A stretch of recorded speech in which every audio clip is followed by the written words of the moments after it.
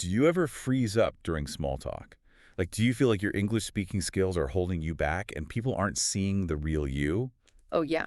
Welcome to Everyday English Flow, daily English practice, natural speaking, and effortless listening flow. I mean, it is just such a universally agonizing feeling, you know? Yeah. We have all been there. Oh, You're absolutely. standing at a networking event, clutching like a lukewarm cup of coffee.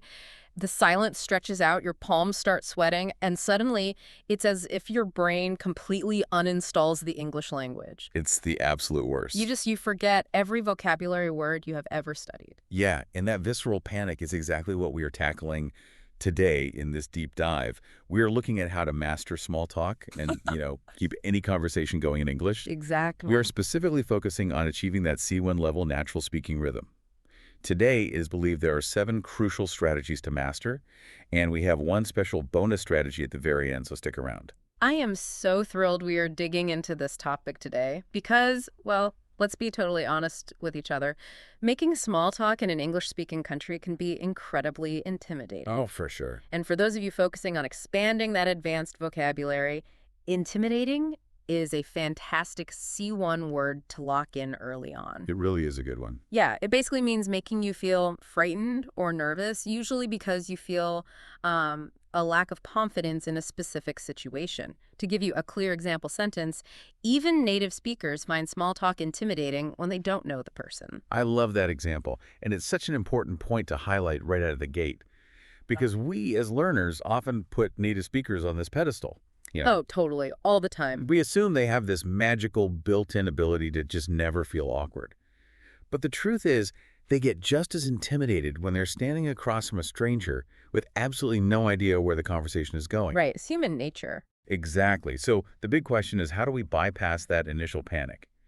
Because spontaneity is practically impossible when your brain is drowning in the fear of making a grammar mistake. Yeah, it really is. You have to get the engine running before you can drive the car. Precisely. You cannot just hope inspiration strikes when you are nervous.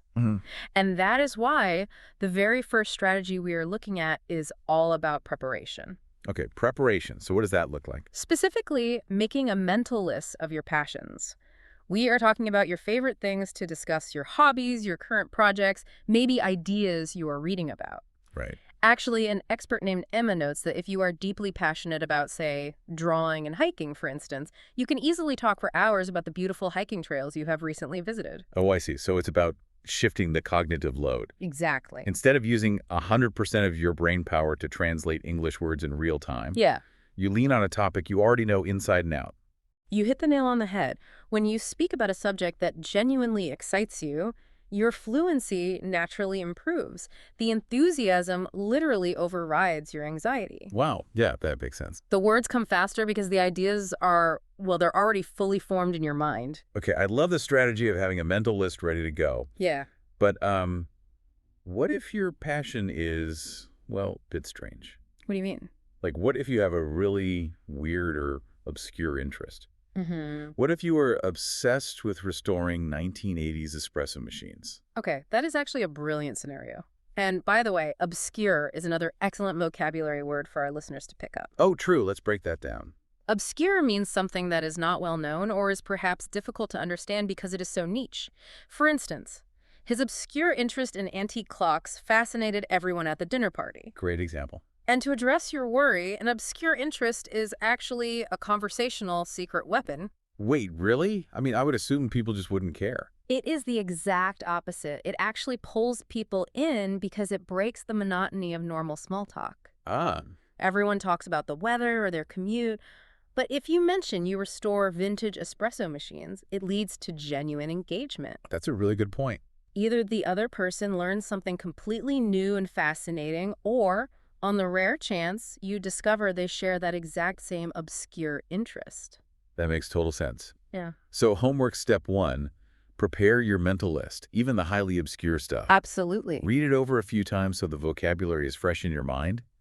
But obviously, you cannot just hold someone hostage and talk about yourself for 20 minutes. No, definitely not. At some point, you have to invite them into the exchange. Right, which shifts us to our second core strategy, asking open questions. I really like to think about this visually. If you ask a closed question, you're basically driving the conversation down a dead-end street. Oh, I like that analogy. You hit a brick wall. You have to stop, turn the car around, and try to find another route.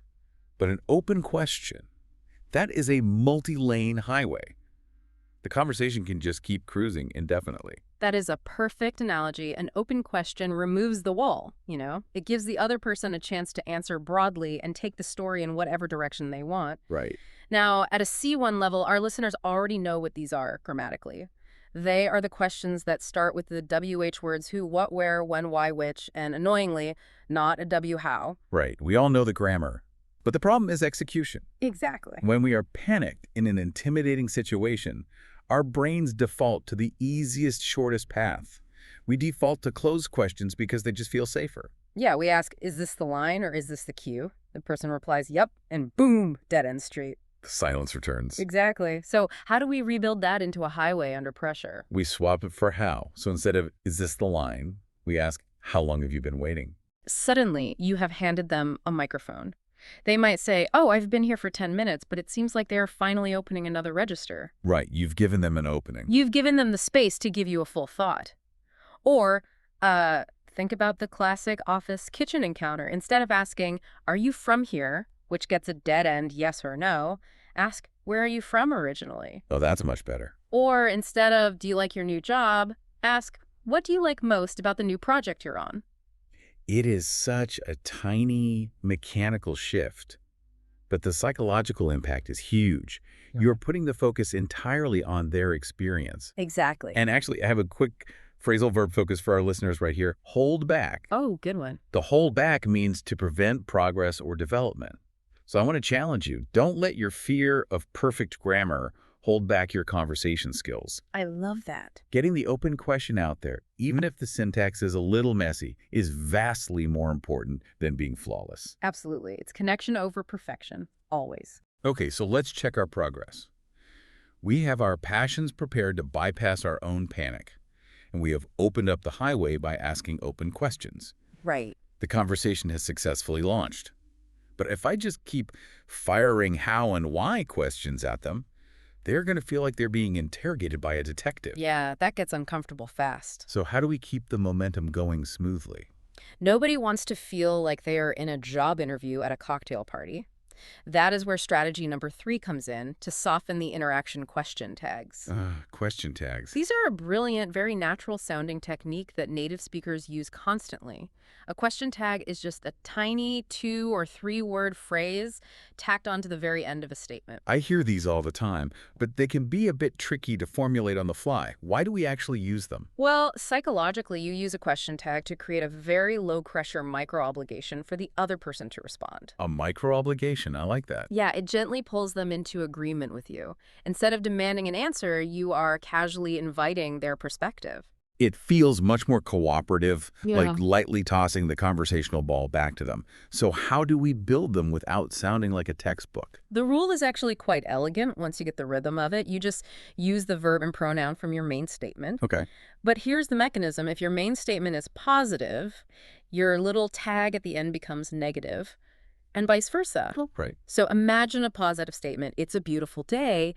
The tag flips to negative, isn't it? Put it together. It's a beautiful day, isn't it? Okay, let me try one. If I make a positive observation, like, you're new here, the tag goes negative, so aren't you? You're new here, aren't you? Spot on. Or you can start negative. We haven't stopped working all week. Okay. The tag goes positive, have we? We haven't stopped working all week, have we? Yeah. You can hear how it just softens the statement into a shared experience. Okay, so we've tossed them the ball with a question tag, and they take it. They start talking. Yes. Which creates a whole new problem for us. Because listening is not just staring blankly waiting for your turn to talk again. Definitely not. If you just stand there like a statue while their mouth is moving, the conversation is going to die anyway. Which brings us to strategy number 4, active listening. This is a big one. Active listening is the social glue of small talk. It makes the other person feel valued. And here is a fundamental human truth. When people feel valued, they want to keep talking to you. Yeah, that makes total sense. It takes the pressure off you to perform. So how do we show that we are actively listening without interrupting them constantly? You start physically. You nod your head to show agreement. You raise your eyebrows if they reveal a surprising detail. You shake your head in sympathy if they're describing a frustrating situation. Right, body language. And then you pair those physical gestures with very short, strategic verbal affirmations. Yeah. Words like, I see, I know, sure, I understand, or really. Let's actually demonstrate this because the rhythm is so important. Let's do a quick role play. Okay, let's do it. You tell me about a frustrating issue at work, and I'll try to just grease the wheels of the story.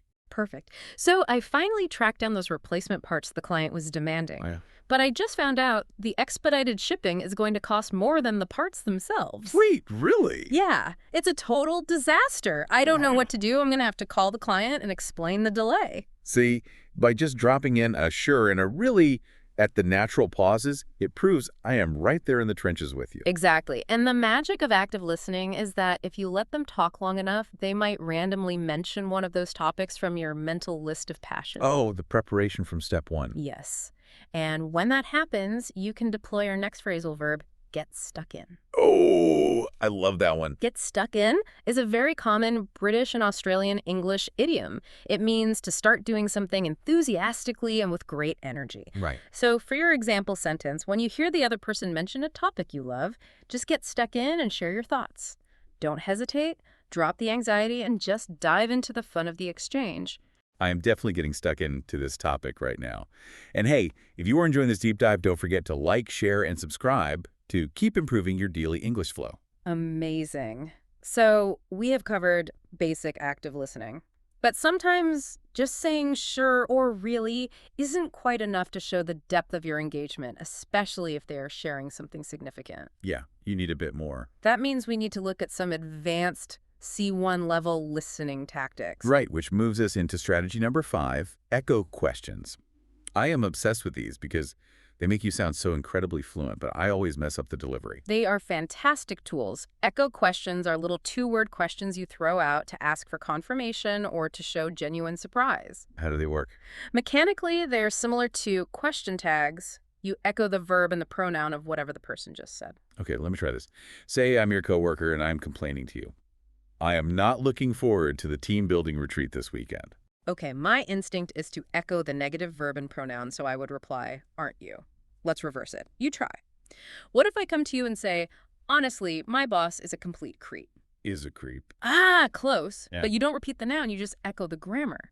So if I say, my boss is, you reply with the verb is and the pronoun he. Is he? Oh, got it. Is he? Wow, the intonation really matters there, doesn't it? It really does. If I say it flat, I sound sarcastic. But if I raise my pitch, is he? It sounds like I am genuinely invested in the gossip. Let's try another one. Yeah, and frankly, some of my colleagues are really weird too. Are they? And on top of all this stress, my niece is starting kindergarten next week. Is she? Okay, I feel the rhythm now. It is almost like a conversational reflex. Exactly. You mirror their grammar back to them, infused with curiosity. Yeah. And it works beautifully because it encourages them to expand on their story without me having to formulate a complex, grammatically perfect follow-up question. It is incredibly efficient for a language learner.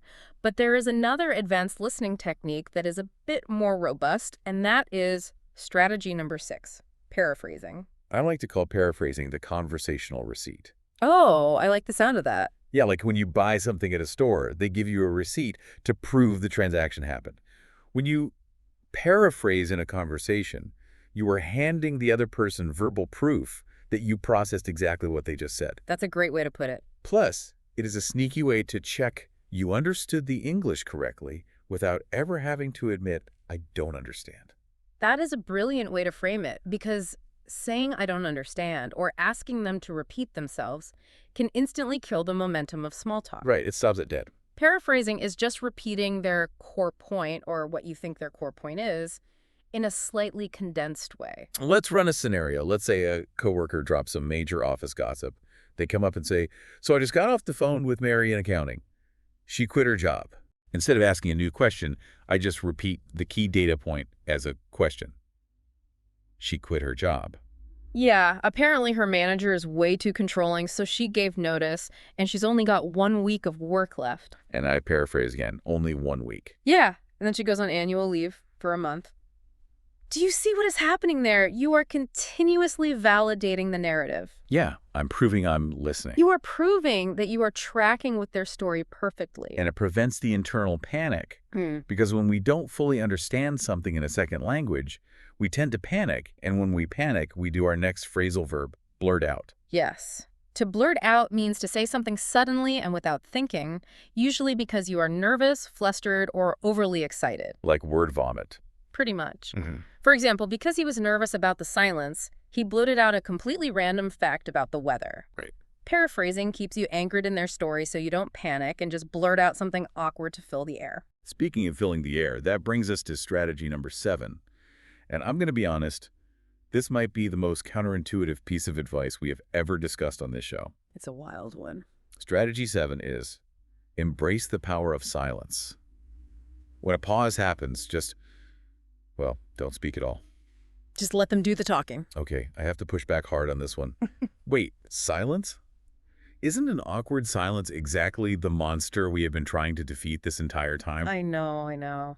The whole point of this deep dive is how to keep the conversation going. It sounds completely backwards, doesn't it? But we have to look at the psychological reality of small talk. Okay, explain. If a silence falls over the conversation, you are not the only one feeling the weight of it. The other person is also worried about that silence. They feel the exact same social pressure to keep the ball bouncing. So it's essentially a game of conversational chicken. Who is going to break first?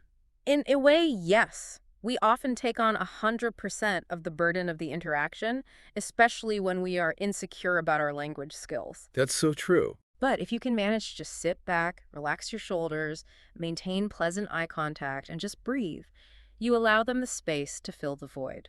So if there is a lull, and I just calmly wait, they will likely look around, feel the pressure, and say something like, "So how about this weather we've been having?" Exactly. And then you can just casually reply, "Yeah, it's been raining all day." Boom. The conversation restarts, and you didn't have to do any of the heavy lifting. Wow. The pressure was entirely off your vocabulary. But having the confidence to sit comfortably in that silence, that requires our final core recommendation, which is simply practice. Right, because theory is totally useless without execution. Exactly. It's believed that you absolutely must practice in the real world to develop these reflexes organically. You can chat to the checkout person at the supermarket, make small talk with your neighbors, or try an echo question on the person sitting next to you on the tram. Getting those organic, messy repetitions in is the only way to move from translating in your head to actually speaking naturally. But look, if practicing on a stranger in the real world feels a little too high stakes right now, there are amazing online speaking communities where you can show up regularly. Oh, definitely. Places like the Hey Lady community offer a safe space to immerse yourself with other learners. It removes the fear of judgment so you can actually test out paraphrasing or sitting in silence without the real-world panic. Which perfectly sets up the moment we promised at the beginning of the show. We promised you a special bonus strategy to tie all of these psychological and grammatical tricks together. Yes. The bonus point is memorize expressions. This is the most practical safety net you can build. When you actively learn, study, and remember specific, common conversational expressions, they bypass the translation center of your brain. Right. They sink into your mind and become automatic reflexes. You want these phrases locked and loaded in your brain so you don't even have to think about them. For starters, you could memorize great opening queries like, "What have you been up to lately?" or "How was your weekend?" Those are great. But just as importantly, you must memorize expressions to safely and politely end a conversation. That is crucial. The fear of not knowing how to escape a conversation often prevents us from starting one. Oh, absolutely. Memorize phrases like, "Well, I better keep moving," or it was so nice chatting with you. Having those ready is like carrying a conversational emergency exit. Which brings us to our final phrasal verb of the day, draw on. Nice one. To draw on means to utilize information, experience, or knowledge that you already possess, especially in a time of need. So for your example sentence, when you are stuck and the panic sets in, you can draw on these memorized expressions to save the interaction. They're always right there in your back pocket to draw on. If we connect all of these strategies to the bigger picture, I want to leave you with this final thought. Oh yeah, let's hear it. Small talk often gets a terrible reputation. People dismiss it as shallow, fake, or meaningless. But small talk isn't just a frustrating English language requirement to pass a speaking test. It is the literal gateway to human connection. It's the doorway you have to walk through to get to the deep stuff. Exactly. If you master these 7 points, if you ask open questions, soften your statements with tags, listen actively, paraphrase their stories, and bravely embrace the silence like this, you aren't just surviving an awkward conversation. Right. You are actually making another human being feel seen, heard, and valued. And that transcends language. What a beautiful, empowering way to look at it. It is not just about showing off your C1 vocabulary. It is about genuinely connecting with people. Absolutely. If you're ready to master your English conversations and push past the intimidation, write "I stay committed" in the comment box right now. Let us know you are in this for the long haul. And we have one final C1 challenge for you before we go. In today's material, we learned how mastering small talk can turn a terrifying interaction into a wonderful connection. It can make a great conversation feel like a dream come true. Okay, here we go. In the comments section, tell us, what does the idiom "a dream come true" mean, and can you use it in your own original sentence? We cannot wait to read your answers and see your progress. You have the tools, you have the strategies, and you have the psychology behind them. Now it is time to get out there and get stuck in. Remember to like, share, and subscribe. Keep up your daily English practice, and we'll see you on the next deep dive.